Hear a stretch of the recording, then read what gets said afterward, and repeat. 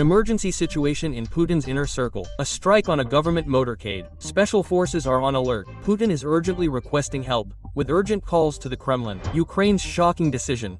Painful concessions. Zelensky is ready to accept Russia's terms. The death penalty for corrupt Russian officials. The issue is already on the agenda. A high-profile case has been extorted from a former mayor of $20 million. Russia attacks Germany. Berlin is the main target, a warning to Europe. Zelensky against the West and Trump. Scandalous words. Ukraine is betrayed. NATO abandons its partner. Positions abandoned. Ukrainian units retreated. The Russian army engulfs the city. A sharp shift in the front line and a bride kidnapping scandal in Kazakhstan, as well as an unusual purchase of a Belarusian. A $100 mental hospital for life and soul. Watch this and more.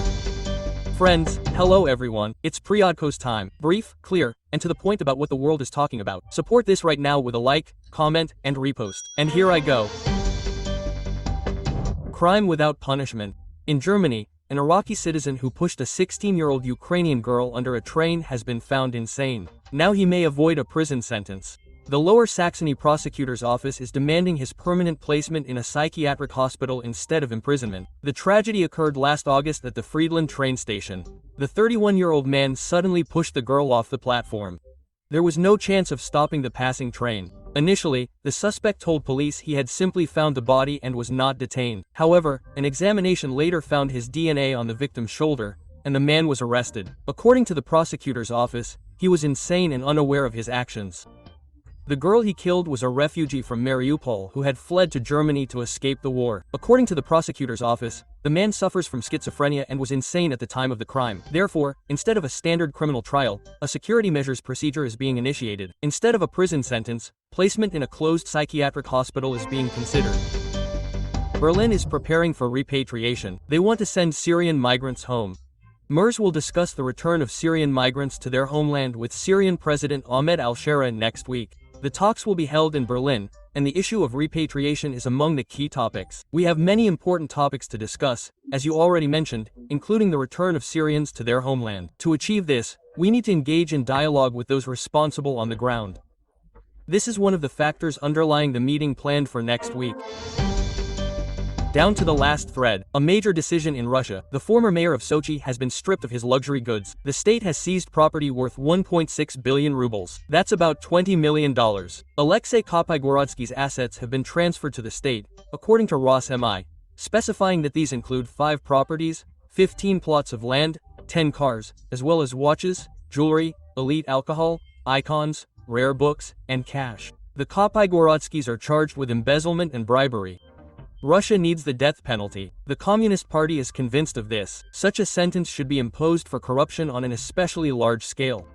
Deputies intend to appeal to Valentina Matvienko with a proposal to reinstate this penalty, saying they are basing their approach on the Soviet Union, not China's. The Supreme Court, the prosecutor's office, legislators, and the public should jointly determine the amount of punishment. I believe it should be a certain amount, starting from a certain number of millions of rubles. Of course, mitigating circumstances should be stipulated, but if we are talking about the organizers of corruption schemes, then the death penalty is definitely appropriate. Ukrainians are against elections if voting is conducted online. According to a survey by the Kyiv International Institute of Sociology, 60% of Ukrainian citizens disapprove of the idea of online elections due to the risk of fraud. Meanwhile, 35% of respondents support this format of voting. At the same time, almost 70% of Ukrainians do not believe that the peace talks currently underway with US mediation will lead to a sustainable peace. When asked why they doubt the success of the negotiations, half of those surveyed stated, "Putin doesn't want real peace, and if the opportunity arises, Russia will try to attack Ukraine again." The EU is bending the rules for Ukraine's sake, while Europeans are terrified of a simplified membership with limited powers. Brussels is discussing a radical plan to rewrite the EU accession rules, in place since the Cold War, in order to expedite Ukraine's admission as part of a possible peace deal with Russia. The idea is two-tier membership, writes the Financial Times. Ukraine will be able to join the EU, but without full voting rights at summits and ministerial meetings. Full access to the subsidy and funds market will only be granted gradually and after conditions are met. The article states that Zelensky will agree to the painful points of a peace agreement, including the loss of territory, only if he can demonstrate a victory to Ukrainians in the form of EU accession. However, the European Commission understands that President Volodymyr Zelensky will be able to accept other elements of a possible peace deal, such as territorial concessions to Russia, only if he can present EU membership as a positive outcome. Zelensky is ready to make concessions to Russia. They are painful, but they must be made. This is the conviction of Czech President Petr Pavel, who visited Kyiv and also spoke about what Ukraine needs to do. I believe that Ukraine has done a great deal to make the proposed solution acceptable. I also believe that there are a number of painful concessions that Ukraine will have to make, and it is ready to do so, provided that they lead to peace. And we must make every effort to ensure that all the work done to prepare these documents is not in vain, because Russia will immediately reject them. Zelensky, meanwhile, sharply responded to Trump's recent accusation that Zelensky is the problem on the path to peace. Bankova said this is not true, and ultimatums don't work. I believe that Ukraine currently holds the initiative in the negotiations. I believe we are moving faster than Russia. I believe we have worked very well with the American people. It's just that on some issues, we are not on the same side. Everything is clear. I defend the interests of our state, and ultimatums, in my opinion, are an unworkable model for democratic relations between countries. Moreover, Zelensky has turned against the West. Is this a betrayal by allies? At a critical moment, Ukraine was without missiles for some air defense systems and only received them the day before. Kyiv is speaking harshly about the Europeans. They are helping Ukraine very slowly. Everything is measured in Ukrainian lives, Zelensky admits. Quote, "If I literally knock out every single package of missiles from European and American countries, then I can't blame only the United States, because we're talking about all the other systems that protect our energy sector in the country." Furthermore, Zelensky has warned for the second or third time in January. Intelligence has data. A new strike from the fleet and land-based aviation will be launched against Ukraine. Monitoring channels are again mentioning the hazelnut tree and talking about a repeat strike with this ballistic missile. A Russian strike against Germany is in Moscow's plans. A political scientist close to the Kremlin stated this quite seriously in an interview with Tucker Carlson. According to Carlson, Putin's top advisor, Karaganov, Russia is ready to strike Berlin and London with nuclear weapons if the war in Ukraine continues in the same vein. That's the warning. If we strike, the Americans will never respond.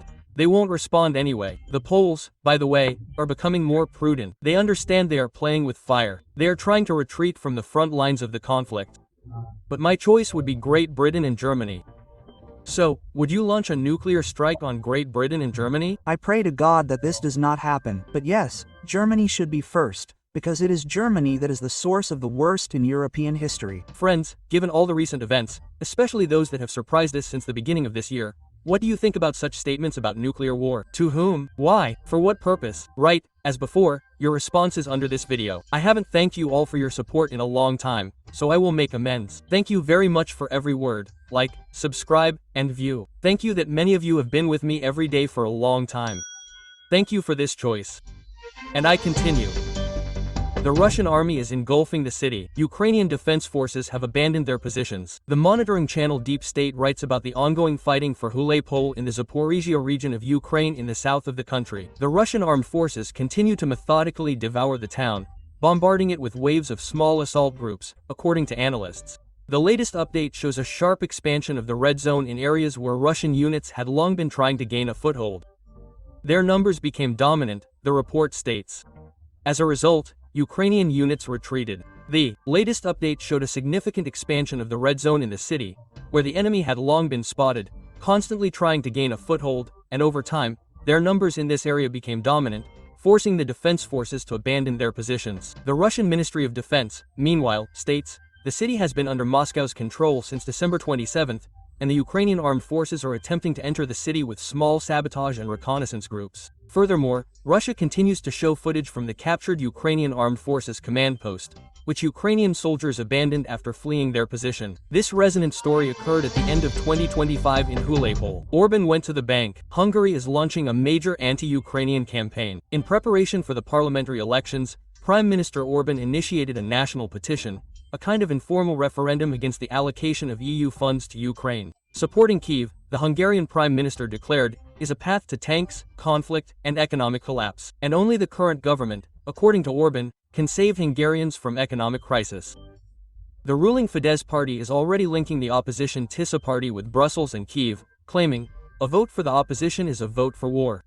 The Prime Minister also stated that the EU may try to drag Hungary into war and send its youth to fight, warning of the real threat of giving in to Brussels. The pressure will mount. Discussions about sending troops are already underway. There is a real danger that they may try to send Hungarian youth to war. This cannot be allowed. We do not want to send soldiers, weapons, or money. This is the main question of the future of Hungary and Europe. Attack on government motorcade Kadyrov in intensive care and unconscious. Adam, the secretary of the Chechen Security Council and son of the head of the Republic, Ramzan, is in serious condition. This information was widely disseminated yesterday by opposition Chechen media and public groups. An accident occurred in Grozny involving Adam Kadyrov's motorcade. He was urgently taken to the New Republic Hospital and, according to sources, is in serious condition. According to sources, the roads to the hospital were blocked. According to the NIUSO movement, the motorcade was traveling at high speed when it collided with an obstacle. The cars began crashed into each other. There are many casualties, but the main one is related to Saddam Kadyrov. The roads to the hospital are closed, as Adam was taken there. He is unconscious in intensive care, as they say, but we don't know for sure what's happening with Kadyrov's son, one of our sources in Grozny said. Another source, a representative of the diaspora, reported similar information. Furthermore, the media reported the death of Kamzat Chimaev, a mixed martial artist who was with Kadyrov Jr. However, the Chechnya Today news agency claims that the information about Chimaev's death is untrue. I also note that this publication's report contains no information that would refute the fact of the accident itself. I note that at the time of recording this program, this was all the information available. There was no official confirmation from Grozny. At the same time, the Ingush publication Fortanga reported that Kadyrov was urgently transported to a Moscow hospital by plane, and in 1481 considered a flying hospital for the Russian Ministry of Emergency Situations. Anti-government protests in Iran have been suppressed. After harsh repression, numerous arrests, and amid Trump's threats to intervene, the authorities managed to pacify the people. The situation in Tehran has been relatively calm for 6 days now, Reuters reports, citing human rights organizations and local residents. Drones are flying over the Iranian capital, but there are no unrest, according to residents. However, according to the publication, the United States may deploy additional military forces to the region, indicating ongoing tensions. U.S. allies, including Saudi Arabia and Qatar, have been in intensive diplomatic contact with Washington this week, trying to prevent an American strike and warning of the consequences for the entire region, as well as for the United States. Despite the calm, Tehran is on full combat alert. Our independent sources confirm a significant military and security presence in cities and towns where protests have previously taken place, as well as in a number of other cities. Places where there were no large demonstrations, the Norway-based Hangul news agency reported to Reuters. And Trump thanks the Iranian authorities. On his Struel page, the US president thanks Tehran for canceling executions of protesters. The first execution was scheduled for January 14. I deeply respect the fact that all the executions scheduled for yesterday, more than 800, were cancelled by the Iranian leadership. Thank you. Meanwhile, Moscow is holding urgent telephone talks first with Netanyahu, who believes that Iran is a common enemy of Israel and the US, and then with Iranian President Pezeshkian. He recently called Netanyahu the instigator of protests in Iran.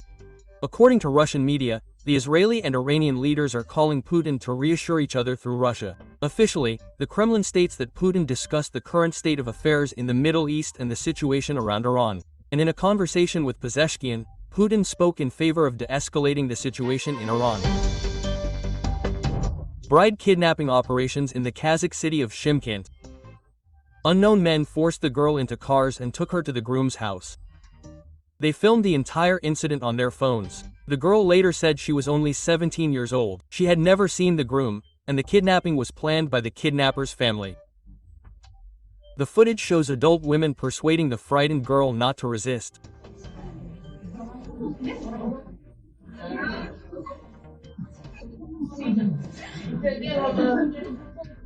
They also took the girl's phone and demanded she sign a statement stating that she had come to the groom's house voluntarily. When the kidnapped bride refused, she was threatened, and then the groom, the kidnapper, assaulted her. The Kazakhstan resident says she managed to escape. Now she is seeking the harshest punishment for all those responsible. Police have already launched an investigation. The suspects have been detained. As a reminder, forced marriage is a criminal offense in Kazakhstan.